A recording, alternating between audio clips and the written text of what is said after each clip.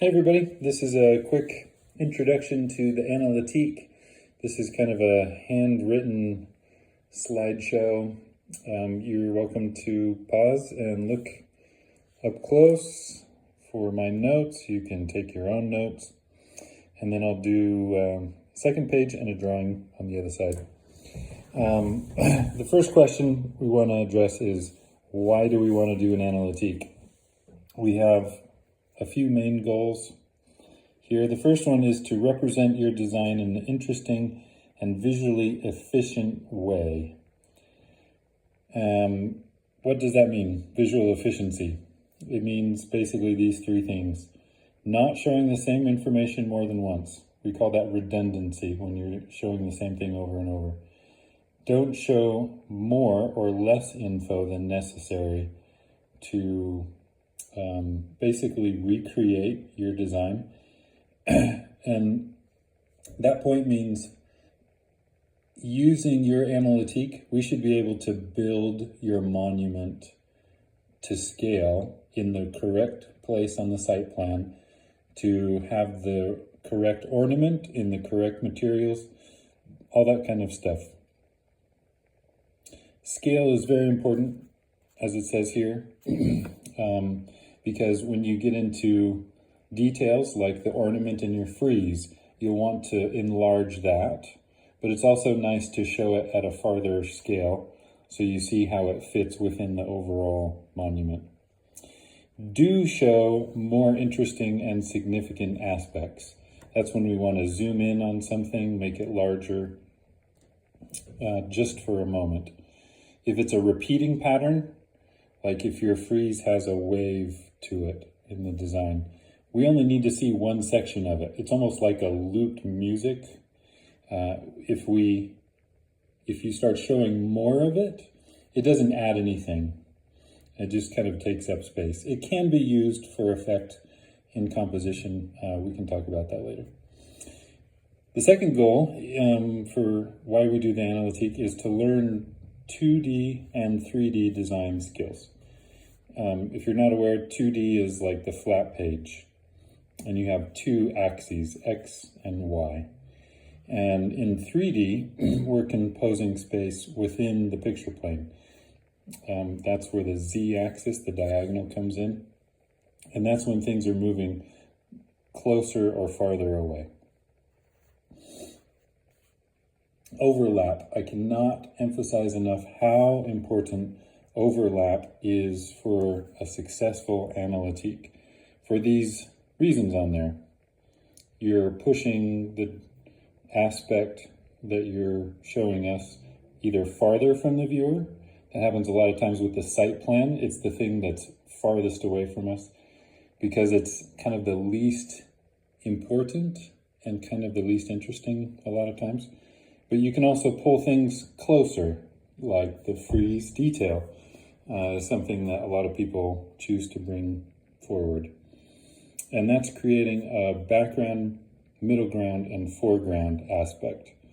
And you do that in part by overlapping. The fact that my fingers are overlapping the words shows that my fingers are in front of the page, right? And then also with overlap, you can hide unnecessary or redundant visual information, but you can also reveal significant moments as well. And lastly, and maybe most importantly, you can move the eye through the picture plane. Now, how do we do that? This is step by step. This is how I like to do it. If you want to do it a different way, by all means, feel free. I'm just trying to streamline your process so you don't have to reinvent the wheel. The first step is you have to choose the elements that you're going to include in your Analytique. I think of it kind of like a greatest hits of your design. Not every part of your design is the best part of your design. And it's okay that there's things that stand out and things that are just kind of there. The column shaft is pretty common on basically everybody's. It doesn't make yours unique a lot of times. So it's not something that you're going to be really, I just have to show the whole thing. But your frieze ornament or your dome or something like that will probably be one of those unique aspects. The most important or interesting aspect of your design, of course, you want to choose that, and you please be very careful, again, of redundancy. You notice I'm being redundant by mentioning it so many times, because you'll see, it just happens, and it's something you have to get rid of. And then make sure that you meet all the requirements. There's a checklist on the design brief that talks about the different views that you have to include. But then within that, you have a ton of freedom to design your Analytique. So after you've chosen, and you can write or draw these out, you can take your design and just circle parts. Have your friends circle parts, or get a piece of tracing paper, and like everybody votes on the best part of your design, whatever it takes. Step 2, create modules. What is a module? A module is a group of elements that create a larger whole. So let me show you a very common one that happens is, let's say I have a round open rotunda. This is an elevation on top and plan view on the bottom. It's all round, and yes, it's off. Two of the views you have to have are section and elevation. Now, redundancy happens when things are symmetrical. Left and right, top, bottom. So this could be my main elevation, and this could be my section. This could be my regular plan view, and this could be my ceiling plan view, or reflected ceiling plan. Because once I see one part of the plan, I don't need to see the other part. You're not going to give me any more information on this side that you didn't already give me over here, or on this side than is on the back side. Now, this is different if you have an asymmetrical design. Some of you have Exedra style things with columns in front, something like that. This doesn't work in the same 4 quadrant ways, but it does work left and right? So this could be a plan view, and that could be a ceiling view. So in your elevation, you would show columns, right? And in the section, you would show the cut through. That's the poche. And then here we would see, and if this is interior, you could change the frieze up. Maybe on the outside it says family, and on the inside it says love, or whatever, Of course, your statue has to go through here. And then in plan view, these columns would be going around. Ceiling view, those columns also go around. Only on this side we have stairs, and on the ceiling view we would have the cornice molding popping out like that. If it's an open, then we would just see daylight through there, and then here we would see statue base, and on this side not so much. Now, this is super common. We see this all over. It's super efficient. Can you see how much information I've just plugged into that little bit? That's 4 of the 6 views that you need to show. I paused because now I'm thinking it might be 5 views, but you'll correct me if I'm wrong. And then here, the only ones we don't have are the site plan and the order. It's not really a view per se, but it's another thing that you have to check off the list. So just right here, we have 4 of the 5.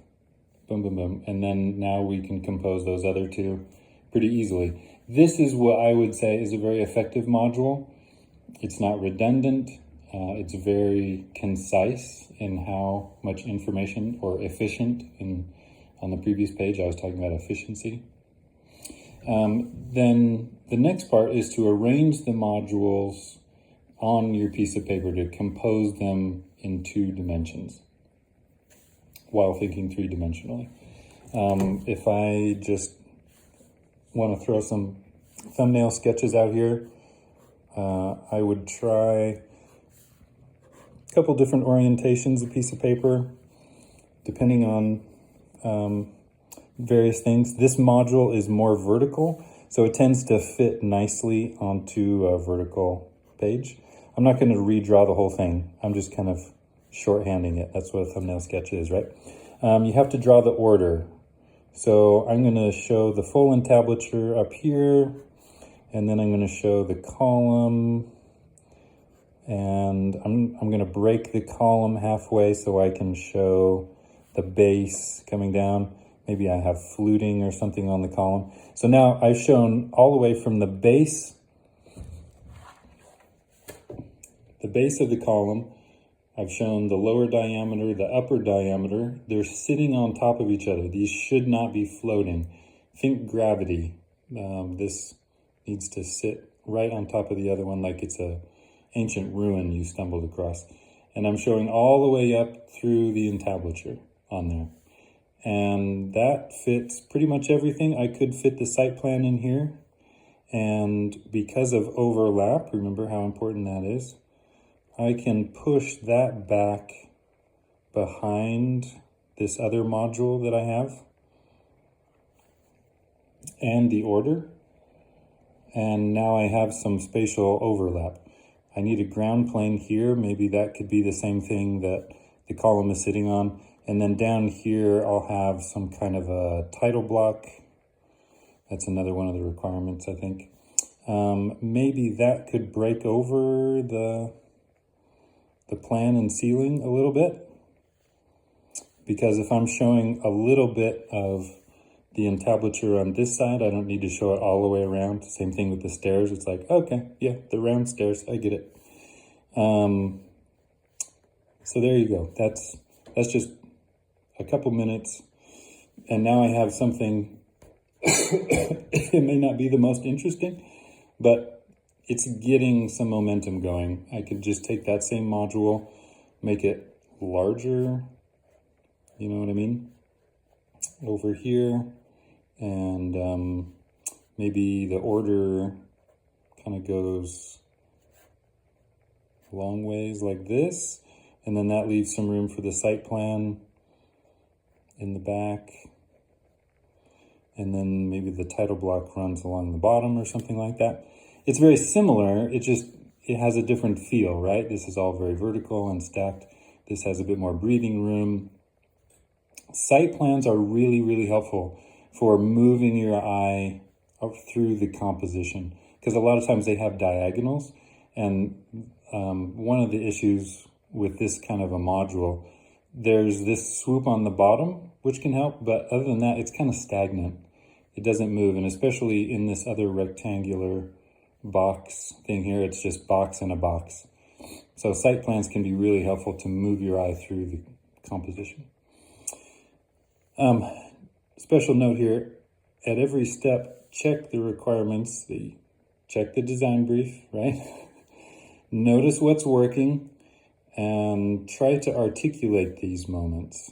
When I say articulate, I mean either verbally or written. I talk to myself when I design. Just because I'm so auditory, it helps me that way more than writing it. And then keep the best parts and reorganize.